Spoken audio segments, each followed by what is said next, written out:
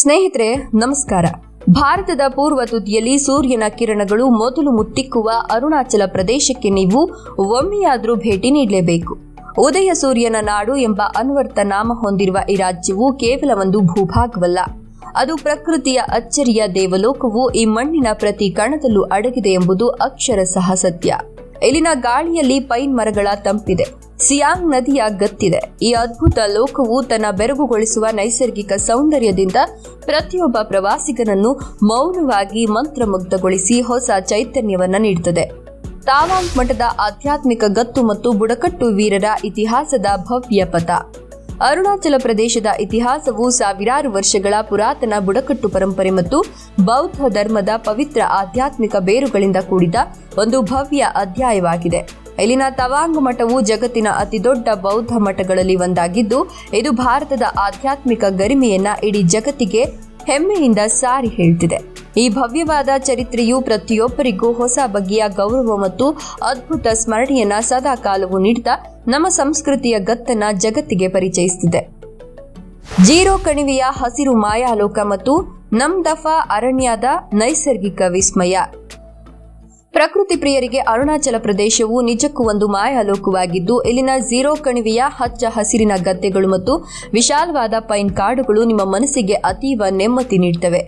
ನಮ್ದಫಾ ರಾಷ್ಟ್ರೀಯ ಉದ್ಯಾನವನದ ದಟ್ಟ ಕಾಡುಗಳು ಜಗತ್ತಿನ ಜೀವ ವೈವಿಧ್ಯದ ಪ್ರಮುಖ ತಾಣಗಳಲ್ಲಿ ಒಂದಾಗಿದ್ದು, ಇಲ್ಲಿನ ಅಪರೂಪದ ಪ್ರಾಣಿ ಪಕ್ಷಿಗಳು ನಿಸರ್ಗದ ಅಸಲಿ ಸೌಂದರ್ಯಕ್ಕೆ ಸಾಕ್ಷಿಯಾಗಿ ನಮಗೆ ಅದ್ಭುತ ಅನುಭವ ನೀಡುತ್ತವೆ. ಹಿಮದಿಂದ ಆವೃತವಾದ ಶಿಖರಗಳು ಮತ್ತು ಎತ್ತರದಿಂದ ಧುಮ್ಮಿಕ್ಕುವ ಜಲಪಾತಗಳು ಪ್ರಕೃತಿಯ ಅಸಲಿ ಸೊಬಗನ್ನ ನಮ್ಮ ಕಣ್ಣ ಮುಂದೆ ತರ್ತಾ ಮೈಮನಗಳಿಗೆ ಶಾಂತಿ ನೀಡಿ ಹೊಸ ಭರವಸೆ ಮೂಡಿಸುತ್ತವೆ. ನಿಸರ್ಗದ ಈ ಮಡಿಲಲ್ಲಿ ಕಳೆದ ಪ್ರತಿ ಕ್ಷಣವೂ ನಮ್ಮ ಜೀವನದ ಅತ್ಯಂತ ಶ್ರೇಷ್ಠ ಅನುಭವವಾಗಿ ಸದಾ ಕಾಲವೂ ನಮ್ಮ ಮನಸ್ಸಿನಲ್ಲಿ ಹಸಿರಾಗಿ ಉಳಿತದೆ. ಮೋಪಿನ್ ಹಬ್ಬದ ಸಡಗರ ಮತ್ತು ಬಿದಿರು ಕರಕುಶಲ ಕಲೆಗಳ ಸಾಂಸ್ಕೃತಿಕ ಗತ್ತು. ಅರುಣಾಚಲ ಪ್ರದೇಶವು ಸಾಂಸ್ಕೃತಿಕ ಕಲೆಗಳ ದೊಡ್ಡ ಕೇಂದ್ರವಾಗಿದ್ದು, ಇಲ್ಲಿನ ಜನರು ಆಚರಿಸುವ ಲೋಸರ್, ಮೋಪಿನ್ ಮತ್ತು ಸೋಲುಂಗ್ ಹಬ್ಬಗಳ ಸಡಗರವು ಕರುನಾಡಿನ ಹಬ್ಬಗಳಷ್ಟೇ ವರ್ಣರಂಜಿತವಾಗಿ ಮತ್ತು ಅರ್ಥಪೂರ್ಣವಾಗಿರುತ್ತವೆ ಎಂಬುದು ಹೆಮ್ಮೆಯ ಸಂಗತಿ.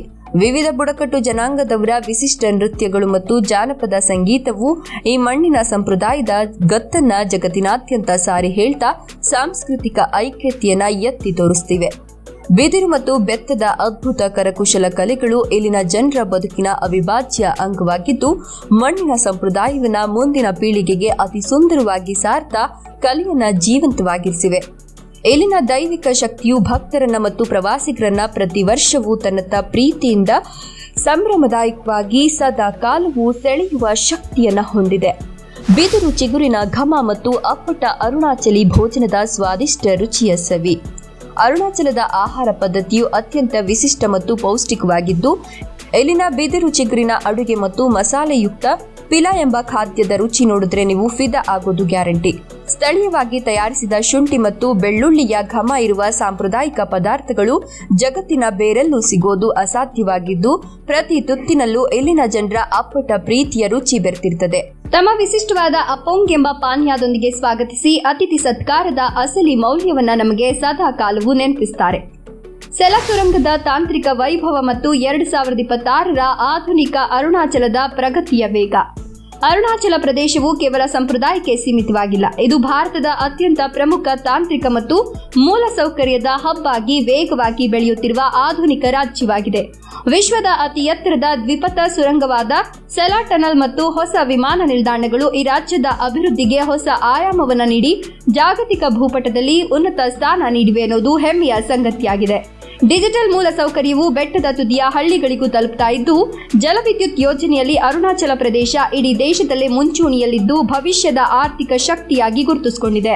ಅರುಣಾಚಲ ಪ್ರದೇಶ ಅಂದ್ರೆ ಬರೀ ಮಣ್ಣು ಅಥವಾ ನಕ್ಷೆಯಲ್ಲ, ಅದು ಭಾರತದ ಸೂರ್ಯೋದಯದ ಶಕ್ತಿ ಮತ್ತು ಸಾಂಸ್ಕೃತಿಕ ಹೆಮ್ಮೆಯ ಅಪ್ರತಿಮ ಸಂಕೇತವಾಗಿದೆ. ತನ್ನ ಹಳೆಯ ಪರಂಪರೆಯ ಗತ್ತನ್ನು ಉಳಿಸಿಕೊಂಡೇ ಜಾಗತಿಕ ಮಟ್ಟದ ಪ್ರವಾಸಿ ತಾಣವಾಗಿ ಬೆಳೆದು ನಿಂತಿರುವ ಈ ನಾಡು ಭಾರತದ ಕಿರೀಟ ಪ್ರಾಯವಾಗಿದೆ ಎಂಬುದು ನಮ್ಮೆಲ್ಲರಿಗೂ ತಿಳಿದಿರುವ ಸತ್ಯ. ಒಮ್ಮೆ ಈ ಮಣ್ಣಿನ ಸಂಸ್ಕೃತಿಯನ್ನ ಅನುಭವಿಸಿದ್ರೆ ಹಿಮಾಲಯದ ಈ ಉದಯ ಸೂರ್ಯನ ನೆನಪು ನಿಮ್ಮ ಮನಸ್ಸಿನಲ್ಲಿ ಸದಾ ಕಾಲ ಹಸಿರಾಗಿ ಉಳಿತದೆ. ಅರುಣಾಚಲ ಪ್ರದೇಶದ ಬಗ್ಗೆ ನಿಮ್ಮ ಅನಿಸಿಕೆಗಳನ್ನು ಕಮೆಂಟ್ ಮಾಡಿ. ವಿಡಿಯೋ ಇಷ್ಟ ಆದರೆ ಲೈಕ್ ಕೊಟ್ಟು ಶೇರ್ ಮಾಡಿ ಹಾಗೂ ತಪ್ಪದೆ ನಮ್ಮ ಚಾನೆಲ್ ಅನ್ನು ಸಬ್ಸ್ಕ್ರೈಬ್ ಮಾಡ್ಕೊಳ್ಳಿ.